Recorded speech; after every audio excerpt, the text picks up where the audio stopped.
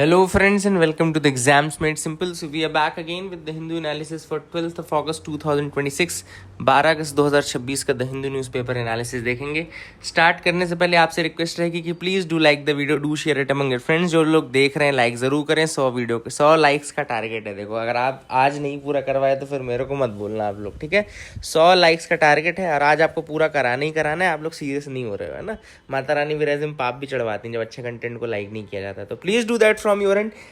Quotes हम देख लेते हैं। कोट और कल एक बुक किसी ने लिखी थी जो मेरी फेवरेट बुक है, one of my favourite book है, the obstacle is the way. ये रायन हॉलिडे की किताब है, रोमिका सोलंकी ने लिखी थी। ज़रूर पढ़ना इस किताब को, बहुत अच्छी किताब है। रायन हॉलिडे अपने आप में एक बहुत अच्छा स्टोइक राइटर है, बहुत अच्छी अच्छी किताबें लिखी इन्होंने, है ना। और ये पढ़ सकते हो। एक कोट आया था, आई थिंक राजस्थाली रियल्टर्स ने लिखा है, I know one thing that I know nothing. Socrates का बहुत पुराना और बहुत ही अच्छा कोट है ये, बहुत ही प्यारा कोट है कि अंतिम में आपको समझ में आता है कि आप नॉलेज इकट्ठा नहीं कर सकते, केवल अपने इग्नोरेंस को कम कर सकते हो। तो उसके ऊपर ये आर्टिकल था, बहुत अच्छा है। स्टार्ट करते हैं आज के एनालिसिस को, देखते हैं क्या क्या इंपॉर्टेंट न्यूज़ आर्टिकल हैं जिनके बारे में हमको डिस्कस करना है। स्टार्ट करेंगे आज के फ्रंट पेज से। आपको दिख रहा है ऊपर FCRA बिल टू JPC, ठीक है ना। FCRA बिल टू JPC लिखा हुआ है ना। JPC यानी होता है जॉइंट पार्लियामेंट्री कमेटी। तो थोड़ा सा मैं आपको नोट्स ओपन करके दिखाता हूँ। Let me open the notes now. Notes हैं पूरे। तो पहली जैसे आपकी जो न्यूज़ है, देखो, FCRA amendment bill refer to JPC, जैसे मैंने आपको बताया। तो बहुत सारा बैकलैश हो ही रहा था FCRA को लेकर के। कई लोग कह रहे थे कि क्रिश्चियन कम्युनिटी के अगेंस्ट है, क्योंकि ऑब्वियसली बात है, फॉरेन जितने डोनेशंस हैं उसमें बहुत सारे इश्यूज थे। गवर्नमेंट ने ये भी कह दिया था कि अगर आपने रजिस्ट्रेशन वो नहीं कर पाए, आप रिन्यू नहीं करवा पाए, तो आपका पूरा जो पैसा है, सब कुछ है, वो गवर्नमेंट जब्त कर लेगी, है ना, उसको परमानेंट कर लेगी। और मिजोरम में बहुत सारे क्रिश्चियन मेजोरिटी जो स्टेट्स हैं इंडिया में, जैसे कि मिजोरम, नागालैंड, मेघालय, वहाँ पे उनको लग रहा था कि इसका डिस्प्रपोर्शनेट इम्पैक्ट पड़ रहा है, and that is why they were opposing this, है ना। NGOs भी कई सारे थे जिन्होंने उनका अपोज किया। थोड़ा सा आपको बता दूं कि FCRA का जो एक्ट है वो FCRA foreign contribution regulation act 2010 का है, जो कि रेगुलेट करता है acceptance and utilization of foreign contributions by individuals, associations and companies, ठीक है ना। इसमें मेन एम है to prevent foreign funds from influencing electoral and political और जुडिशियल और any other activity of national significance. इनका मेन एम ये है इस एक्ट को लाने का कि भाई कोई भी फॉरेन फंड इंडिया के इलेक्टोरल, पॉलिटिकल, जुडिशियल या किसी नेशनल सिग्निफिकेंस की एक्टिविटी को इम्पैक्ट ना पहुंचाए, ठीक है ना। 2020 में अमेंडमेंट किया गया जिसमें बार किया गया फ्रॉम सब ग्रांटिंग ऑफ फॉरेन फंड्स, मतलब सब ग्रांट नहीं कर सकते आप, फॉरेन फंड्स का जो यूज़ हुआ है किसी और चीज़ में नहीं लगा सकते। They capped the admin expenses as 20%। एक ये चीज़ हुई थी चेंज कि जो एडमिन के नाम पे जो एक्सपेंस होते हैं वो केवल 20% होने चाहिए। और दिल्ली में SBI की ब्रांच में मैंडेटरी एक आपको अकाउंट खुलवाना पड़ेगा, ब्रांच अकाउंट खुलवाना पड़ेगा, ठीक है ना।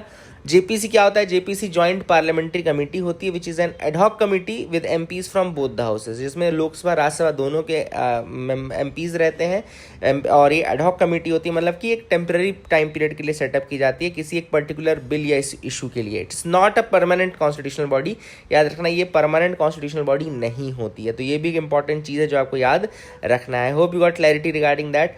एंड एक इम्पॉर्टेंट चीज़ आपको ये रखना है कि इस बार जो एक्ट है इसमें अमेंडमेंट ये किया गया है कि जो बिल है empowers a designated authority to transfer, manage, dispose और sell assets of NGO charities whose FCRA registration is cancelled. जो मेन चेंजेस में ये देखो, आपको दिख रहा होगा कि एक डेजिग्नेटेड अथॉरिटी रहेगा जिसके पास पावर रहेगा कि वो सेल तक कर सकता है NGO के और चैरिटेबल ट्रस्ट के एसेट्स को, अगर उसका FCRA रजिस्ट्रेशन कैंसिल होता है या फिर रिन्यू नहीं होता या फिर सरेंडर हो जाता है विदाउट एनी जुडिशियल ओवरसाइट। तो तमिलनाडु का की रिजर्वेशन की ऑब्जेक्शन यही है कि भाई किसी जुडिशियल ओवरसाइट के बगैर आप ऐसा कैसे कर सकते हैं, how can you do that, है ना। तो that is a thing which is important. I hope you got clarity regarding that as well. जो दूसरी न्यूज़ है वह है कावेरी वाटर मैनेजमेंट अथॉरिटी के रिगार्डिंग। तो देखो, इसमें बहुत बार मैं आपको बता चुका हूँ कि ये डिस्प्यूट है कावेरी का, मेनली कर्नाटक और तमिलनाडु को लेकर के। मेकेदातु का जो रिजर्वायर बना रहे हैं कर्नाटका वाले, तमिलनाडु उसका अपोज करते हैं, कहते हैं हमारे पास पानी नहीं आएगा। लेकिन कर्नाटका कहता है कि मेकेदातु को बनाने से आपको कोई इंपैक्ट नहीं पड़ेगा। तमिलनाडु कहता है कि हम लोअर राइपेरियन स्टेट है, तो हम लोअर राइपेरियन मतलब नीचे हैं, तो आपका पानी जो है वो हमको इफेक्ट करेगा, ठीक है ना। मेन बॉडीज इसमें थोड़ा फैक्ट मैं बता दूं कि CWMA क्या है, कावेरी वाटर मैनेजमेंट अथॉरिटी एक स्टेट्यूटरी बॉडी है जो कि Kaveri water disputes tribunal award के अंतर्गत बनाई गई है। 2018 में सुप्रीम कोर्ट का डायरेक्टिव आया था कि भैया आप एक रेगुलेटर और एक इम्प्लीमेंटर बनाओ, तो जिसमें सेंट्रल वाटर कमीशन गाइडलाइंस के अकॉर्डिंग, तो उसमें फिर CWMA बनाई गई थी, ठीक है ना। Inter state river water dispute act properly 1956 का एक एक्ट है, ये भी आपको याद रखना है, जिसमें जो आर्टिकल 262 है वो एम्पावर करता है पार्लियामेंट को टू लेजिस्लेट और inter state river disputes. Parliament को एम्पावर करता है आर्टिकल 262 कि आप लेजिस्लेशन बना सकते हो, रूल बना सकते हो, लॉ बना सकते हो for any river dispute act, है ना। और सुप्रीम कोर्ट को बार किया गया है from having any jurisdiction unless the parliament provides. तो सुप्रीम कोर्ट के पास कोई ज्यूरिसडिक्शन नहीं है ऐसा इंटर स्टेट रिवर डिस्प्यूट का, ये पार्लियामेंट के पास ही है ना। आर्टिकल 262 बोलता है adjudication of dispute relating to water of inter water rivers और रिवर वैलीज। मेकेदातु मैंने आपको बता दिया प्रपोज्ड रिजर्वायर था, कम ड्रिंकिंग वाटर प्रोजेक्ट है बाय कर्नाटका ऑन कावेरी। तो और इसमें पानी जो ट्रांसफर होता है वो क्यूसेक्स में होता है, क्यूसेक यानी क्यूबिक फीट पर सेकेंड, है ना। तो और एक TMCFT टर्म आप सुनेंगे तो 1000 मिलियन क्यूबिक फीट बोलते हैं। तो ये आपको याद रखना है, वाटर की कैपेसिटी है मेजर करने की यूनिट्स, ठीक है ना। कावेरी के बारे में अगर आपको बताऊं तो ओरिजिन इसका है ताल कावेरी ब्रह्मगिरी रेंज, कोडागु डिस्ट्रिक्ट कर्नाटका से। बेसिन स्टेट्स में आते हैं कर्नाटका, तमिलनाडु, केरला, पुडुचेरी। ट्रिब्यूटरीज में आती हैं आपकी हरंगी, हेमावती, कबिनी, भवानी, नोयाल, अमरावती एंड लक्ष्मण तीर्थ एक इंपॉर्टेंट ट्रिब्यूटरी है। डेल्टा बनाता है तमिलनाडु में थंजावुर एरिया के पास, बहुत इंपॉर्टेंट है, गंगा ऑफ द साउथ कहा जाता है इसको। की डैम्स, जो डैम मेन है इसमें वो कृष्णा राजा सागर डैम है, काबिनी है कर्नाटका में, मेत्तूर है तमिलनाडु में। डिस्प्यूट मैकेनिज्म मैंने आपको बताया CWDT जो कावेरी वाटर डिस्प्यूट ट्रिब्यूनल है, उसने 2007 में ही अवार्ड दे दिया था। फाइनल हुआ था वो अवार्ड 2018 में सुप्रीम कोर्ट के वर्डिक्ट के बाद, और उसको इम्प्लीमेंट करने के लिए कावेरी वाटर मैनेजमेंट अथॉरिटी बनाया गया और कावेरी वाटर रेगुलेशन कमेटी बनाया गया। तो ये दो जो बॉडी है CWMA और CWRC, ये 2018 में बनी after the supreme court directive. I hope you got clarity regarding that as well, समझ में आपके आ गया होगा। Alleged Chinese incursions in Arunachal Pradesh. अब अभी 2-3 दिन पहले मैंने आपको एक न्यूज़ बताई थी कि भारत ने 27 जगहों के नाम अरुणाचल प्रदेश में किए हैं। उसके बाद ये फ्रेश एलिगेशंस हैं कि जो पीपल लिबरेशन आर्मी यानी कि चाइना की जो आर्मी है उसकी ट्रूप्स ने LAC क्रॉस किया है, यानी कि लाइन ऑफ एक्चुअल कंट्रोल जो अरुणाचल प्रदेश वाले रीजन में है उसको क्रॉस किया है एट पुकारला। पुकारला नाम की जगह दिख रही है आपको, ये पुकारला आपको याद रखना है कि ये कहाँ पर, अरुणाचल प्रदेश में, ठीक है ना। एंड ओलो इन तास्किंग सर्कल, तो ओलो और पुकारला आप याद रखना, ये अरुणाचल प्रदेश में अपर सुबनसिरी डिस्ट्रिक्ट में है, ये इंपॉर्टेंट आपको याद रखना है, ठीक है। और यहाँ पे जो फोर्सेस लगी हैं वो ITBP यानी कि Indo Tibetan border police force लगी है, ये भी आपको पता होगा कि which is a paramilitary force, एक पैरामिलिट्री है। ITBP 1962 में बनाई गई थी to guard the Indo China border, ये आप इंपॉर्टेंट है याद रखना। Indo Tibetan border police force जो है 1962 में रेस की गई थी to guard the Indo China border under the ministry of home affairs. It is not under the ministry of defence, क्योंकि ऑब्वियस बात है CAPF है ना, सेंट्रल आर्म्ड पुलिस फोर्स है ये, तो आपको याद रखना है। लाइन ऑफ ये एक्चुअल कंट्रोल जो है it is national border between India and China, line of actual LAC जिसको बोलते हैं, 3488 किलोमीटर का है। It is not mutually demarcated, mutually यानी दोनों कंट्री ने मिलकर के इसको डिमार्केट नहीं किया है, ये आपको याद रखना है। 3 सेक्टर्स में बटी हुई है, वेस्टर्न में लद्दाख है, मिडिल में हिमाचल प्रदेश उत्तराखंड वाला पार्ट है, और ईस्टर्न में सिक्किम अरुणाचल प्रदेश वाला पार्ट है, तो ये आपको याद रखना है। मैकमोहन लाइन 1914 के शिमला कन्वेंशन का देन है। It is a boundary between India which was under the British rule that time, तो ब्रिटिश इंडिया बोलते हैं, Tibet in the eastern sector, तो याद रखना चाइना मैकमोहन लाइन को रिकॉग्नाइज नहीं करता है, and it is the reason of the dispute between Arunachal Pradesh India and China, ठीक है। तो that is a thing which is important. I hope you got clarity regarding that as well. आगे देखते हैं और क्या इंपॉर्टेंट न्यूज़ है। थोड़ा सा मैं न्यूज़पेपर की तरफ जाता हूँ, वहाँ पे भी 2 न्यूज़ है जो इसमें नहीं लिखी थी, तो मैं आपको यहाँ से ही बता देता हूँ। जो है जहाँ है सब बताया जाएगा, कुछ भी आपका छोड़ा नहीं जाएगा, और बिल्कुल आप निश्चिंत रहो, है ना।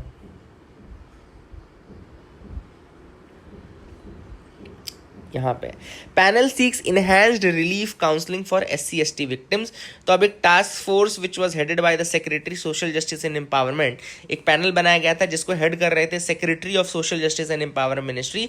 उन्होंने बताया कि जो SC/ST एक्ट है उसके अंतर्गत जो रूल्स बनाए गए, यानी कि scheduled tribes prevention of atrocity rules बनाए गए हैं, उनको अमेंड करने की आवश्यकता है, और उसमें कुछ नए रिकमेंडेशंस उन्होंने बनाए हैं।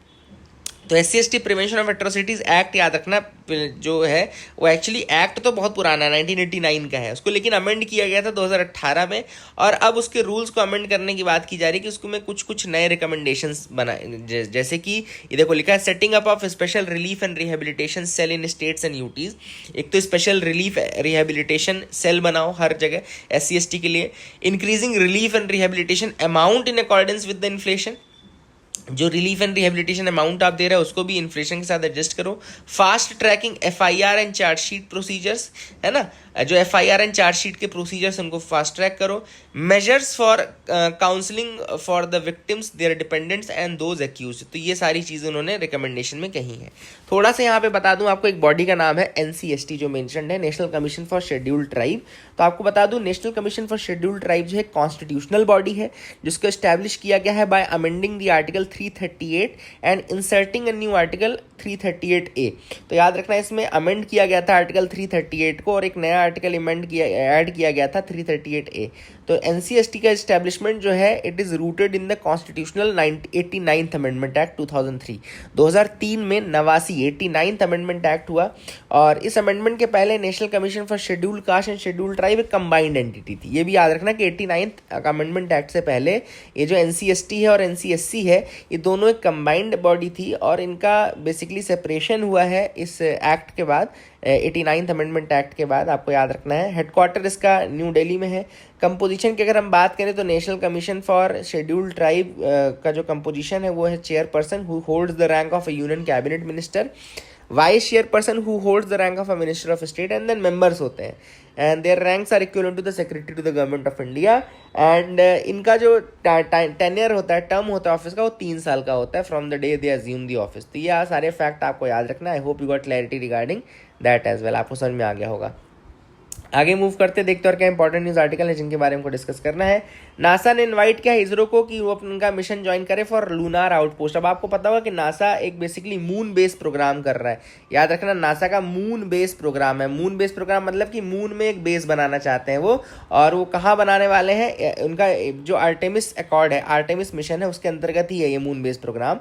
नासा का है आर्टेमिस, तो याद रखना इसके आर्टेमिस के अंतर्गत ही वो मून बेस प्रोग्राम बना रहे हैं जिसमें वो मून में एक बेस बनाएंगे। मून में बेस कहाँ बनाएंगे, first outpost on any other celestial body है ये। It's a programme for first outpost on any other celestial body near the south pole of the moon. तो ये याद रखना नासा के अकॉर्डिंग ये कर रहा है basically, it is first outpost on another celestial body. तो ये बहुत इंपॉर्टेंट है जो आपको याद रखना। I hope you got clarity regarding that, ये आप याद रखेंगे, ठीक है। आगे मूव करते हैं, देखते हैं और क्या इंपॉर्टेंट न्यूज़ आर्टिकल है। यहाँ आप मेरे साथ बढ़ सकते हैं। Vande Mataram amendment bill becomes the law. तो प्रेसिडेंट द्रौपदी मुर्मू ने असेंट दे दिया है to prevention of insult to national honour amendment bill 2026 को।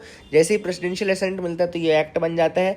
इसमें क्रिमिनलाइज किया गया है intentional disruption prevention of singing of Vande Mataram, giving it the same legal protection as national anthem. तो नेशनल एंथम के बराबर कर दिया गया है वंदे मातरम को भी। हालांकि शशि थरूर ने क्रिटिसाइज किया इसको कि practically of mandating full edition जो 3 मिनट 10 सेकंड का है वर्सेस एंथम 52 सेकंड, है ना। Can respect and patience be legislated, क्या रिस्पेक्ट और पेशेंस का भी आप लेजिस्लेशन कर सकते हैं, है। और उन्होंने कहा कि भाई आपने पूरा का पूरा जो वंदे मातरम 3 मिनट 10 सेकंड का है उसको बराबर कर दिया नेशनल एंथम के जो कि 52 सेकंड का लिया गया है। ठीक है, ये एक बड़ा डिबेट भी है। और नेशनल एंथम, नेशनल सॉन्ग आपको पता होगा कि वंदे मातरम बंकिम चंद्र चट्टोपाध्याय ने बनाया था। नॉवेल उनके आनंद मठ 1882 में अडॉप्ट किया गया था। नेशनल सॉन्ग के रूप में कॉन्स्टिट्यूएंट असेंबली ने 24 जनवरी 1950 24 जनवरी 1950 को अडॉप्ट किया था। उसको इक्वल स्टेटस दिया गया था जनगण मन का, बट कोई कॉन्स्टिट्यूशन आर्टिकल नहीं था तब। जनगण मन कंपोज किया गया था रविन्द्रनाथ टैगोर ने, अडॉप्ट किया गया था नेशनल एंथम को ऑन द सेम डे 24 जनवरी 1950 को ही। आर्टिकल 51A जो है वो फंडामेंटल ड्यूटी में वो कहता है to abide by the constitution and respect its ideals and institution, national flag and national anthem. उसमें नेशनल सॉन्ग का जिक्र नहीं है अभी भी 51A। Prevention of insult to national honours act 1971 जो है वो है जो कि ओरिजिनल है, उसमें भी नेशनल एंथम, फ्लैग और कॉन्स्टिट्यूशन तो लिखा था लेकिन उसमें सॉन्ग नहीं लिखा था, तो अब इसको अमेंड करके ये लिखा गया है, याद रखना है ना। आई hope you got clarity regarding all these things. आगे मूव करते हैं, देखते क्या इंपॉर्टेंट है। मक्का पैक्ट के बारे में आपको पता होना चाहिए। Saudi Arabia, Turkey and Pakistan, ये बेसिकली 3 कंट्री हैं जिन्होंने मिलकर के साइन किया है 7 अगस्त को मक्का पैक्ट। और इसमें एक मेन आर्टिकल है जो नेटो वाला आर्टिकल है कि अगर आप किसी एक कंट्री पर अटैक करते हैं तो सब पर अटैक माना जाता है। इंपॉर्टेंट फैक्ट आपको याद रखना है कि इंडिया सऊदी के टाइज ऑलरेडी हमारे स्ट्रेटेजिक पार्टनरशिप काउंसिल 2019 लेवल पे है, और India is a major buyer of Saudi crude oil. Turkey जो है वो नेटो मेंबर है सिंस 1952, और पाकिस्तान बेसिकली अब ऑलरेडी सऊदी के साथ डील कर चुका था, अब इनके साथ कर लिया है, ठीक है ना। स्ट्रेट ऑफ हॉर्मुज आप बताइए किन दोनों पॉइंट्स के बीच में है, तो ये क्वेश्चन आपके लिए भी थोड़ा सा मैं छोड़ देता हूँ, तो आप इसको याद रखना। Ladakh Zanskar glaciers are slowing. अब ये बहुत इंपॉर्टेंट स्टडी एक हुई है जिसमें रिसेंटली ये बोला गया कि जो ग्लेशियर्स हैं in the Zanskar region of Ladakh, they are flowing more slowly than 30 years ago. 30 साल पहले के कंपैरिजन में इनके जो ग्लेशियर्स है बहुत स्लोली मूव कर रहे हैं, है ना। And the surface velocity has slowed by 2.4 metre per year. हर साल 2.4 मीटर लगभग घट रही है वेलोसिटी, है ना। तो काफ़ी ज़्यादा एक डिक्रीज़ है ये। ग्लेशियर्स जैसे जैसे स्लो होंगे, जैसे जैसे अपना मास लूज करेंगे, दे बिकम थिनर, वो थिन होते जाएंगे। और thinner ice exerts less driving stress. तो इसका मतलब है कि जो ड्राइविंग स्ट्रेस है वो कम क्यों हो रहा है, क्योंकि जो ग्लेशियर्स हैं वो लूज कर रहे हैं अपने मास को, वो थिन होते जा रहे हैं। और अगर वो लूज करेंगे, थिन होते जाएंगे, तो उनका ड्राइविंग मास कम हो जाएगा, जिस कारण से जो वेलोसिटी वो स्लो हो जाएगी। तो इसका रीज़न क्या है, मेल्टिंग है बेसिकली। रिड्यूस्ड आइस क्यों है, क्योंकि मेल्टिंग है तो उसके बाद ग्लेशियर में पुश ही नहीं बच रहा है, तो इस कारण से वो घट रही है, ठीक है ना। तो that is a thing which is important. I hope you got clarity regarding that, ये आप याद रखना। Similar slow down Alps, Alaska, Canadian Arctic, Andes और तिब्बतन प्लेटू में भी देखने को मिला है, तो ये भी एक इंपॉर्टेंट चीज़ है जो आप याद रख सकते हैं। और थोड़ा सा की जोग्राफिकल पार्ट्स में आपको बता देता हूँ जस्कर के बारे में। जस्कर रेंज जो है basically it's a part of trans Himalayan Karakoram system. And Zanskar river भी एक ट्रिब्यूटरी है इंडस की, ये भी आप याद रखना। इंडस रिवर ओरिजिनेट होती है मानसरोवर तिब्बत में, फ्लो करती है लद्दाख, पाकिस्तान, अरेबियन सी में। मेजर ट्रिब्यूटरीज में जस्कर, श्योक, झेलम, चेनाब, रावी, ब्यास, सतलज है, ठीक है, ये आप याद रखना। एक इसमें कंसेप्ट है पीक वाटर का। पीक वाटर देख लो बता देता हूँ। The point at which glacier melt water contribution to a river peaks, मतलब ग्लेशियर से जब पानी मेल्ट होके, ग्लेशियर जब मेल्ट होके किसी एक रिवर में कंट्रीब्यूट कर रहा हो अपने पीक में, मतलब उस जो हाईएस्ट पॉइंट जो होता है उसको पीक वाटर कहते हैं, ठीक है। उसके बाद फिर डिक्लाइन कर जाता है क्योंकि ग्लेशियर के आइस रिजर्व कम हो जाते हैं, तो वो डिक्लाइन कर, लेकिन जब तक वो मेन कर रहा है तो उसको पीक बोलते हैं, ठीक है ना।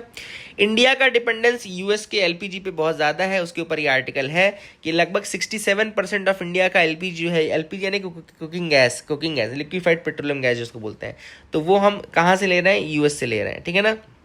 India is world second largest LPG importer, ये भी आपको पता होना चाहिए कि इंडिया वर्ल्ड का सेकंड लार्जेस्ट एलपीजी इंपोर्टर है, और उसमें भी हमारा डिपेंडेंस सबसे ज़्यादा कहाँ पर है, यूएस के ऊपर। तो ऑब्वियस सी बात है, ऑथर ने कहा कि भाई डिपेंडेंस जब बढ़ता है कहीं पे भी, ओवर डिपेंडेंस जब बढ़ता है तो वो एक अपने आप में एक रिस्क होता है, ठीक है ना। क्योंकि उसमें फिर प्रॉक्सिमिटी प्राइसिंग जो है, बेसिकली यूएस जो है उसमें प्राइसिंग में आपको फंसा सकता है, टैरिफ में आपको फंसा सकता है, तो ऐसे टाइम पे आपको थोड़ा डाइवर्सिफाई करने की आवश्यकता है, ठीक है।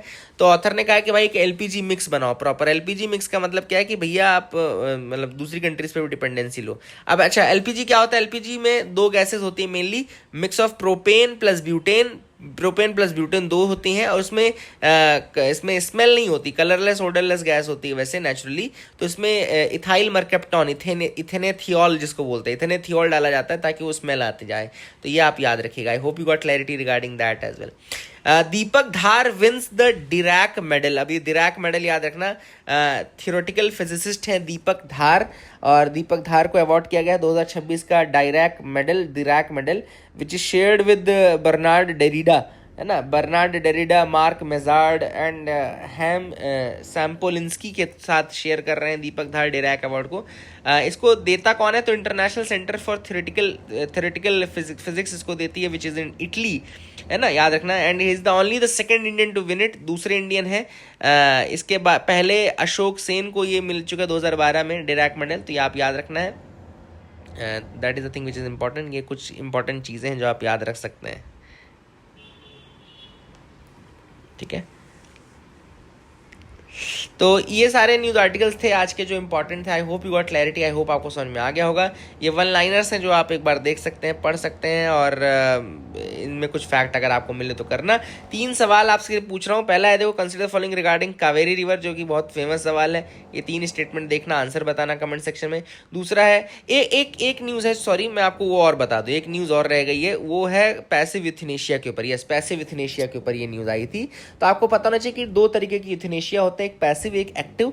पैसिव यूथनेशिया मतलब कि जो लाइफ सपोर्ट सिस्टम है उसको विड्रॉ कर लो, मतलब कि नेचुरल डेथ होने दो लेकिन लाइफ सपोर्ट सिस्टम को विड्रॉ करके, ठीक है ना। ये इंडिया में लीगल है, with safeguard, case to case basis पे डिसाइड होता है, लेकिन लीगल है। एक्टिव यूथनेशिया जिसमें कि एक लीथल एजेंट इंट्रोड्यूस किया जाता है बॉडी में, वो इंडिया में लीगल नहीं है, वो अभी तक सुप्रीम कोर्ट ने अलाउ नहीं किया है। 2 केसेस इसमें याद रखना है आपको। एक है common cause versus Union of India 2018 का केस है, common cause versus Union of India 2018 case, जिसमें कि सुप्रीम कोर्ट ने कहा कि right to die with dignity है, विच इज अंडर आर्टिकल 21, ठीक है। लिविंग विल्स भी उसमें उन्होंने कहा कि भैया एडवांस डायरेक्टिव दे सकते हो, आप लिविंग विल बना सकते हो कि आपके अगर आप यूथनेशिया के स्टेट में आओगे तो कौन क्या रिस्पॉन्सिबिलिटी लेगा, ये आप लिविंग विल में बना सकते हो। और इसके अलावा आर्टिकल 21 आपको पता ही, right to life and liberty. Aruna Shanbaug का केस और याद रखना, 2011 का केस है, जिसने पहली बार ये डिबेट लाया कि यूथनेशिया का क्या होना चाहिए। बहुत ही फेमस केस है 2011 का। तो all these things are important. I hope you got clarity. That is it for the day. Keep loving us, keep sharing us. Thank you, have a nice day.